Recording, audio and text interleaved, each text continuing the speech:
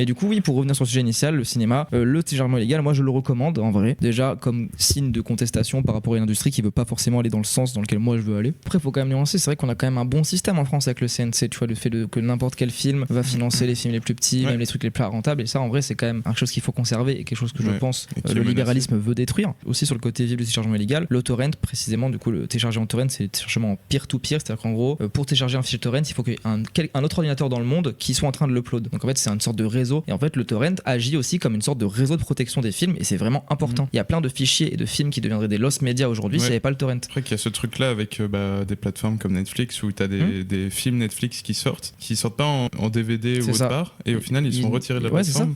Et s'il n'y avait pas eu de téléchargement illégaux, ils seraient totalement perdus. Exactement. Et du coup, puis aussi, il y a tout le débat de est-ce que du coup, quand on a un abonnement, est-ce que les biens nous appartiennent vraiment. Tu sais, on a de plus en plus de jeux vidéo dématérialisés. Quand il y a eu la guerre en Ukraine, plein de Russes, c'est pas pour plaindre les Russes, mais en tout cas des civils russes qui, ça se trouve, pouvaient être complètement opposés à la guerre, leur compte Steam a été bloqué en mode hop, maintenant tu n'as plus de jeux vidéo parce que tu es russe. Être abonné à des plateformes, on a une illusion que nous possédons ce que nous consommons, mais en fait, c'est pas le cas.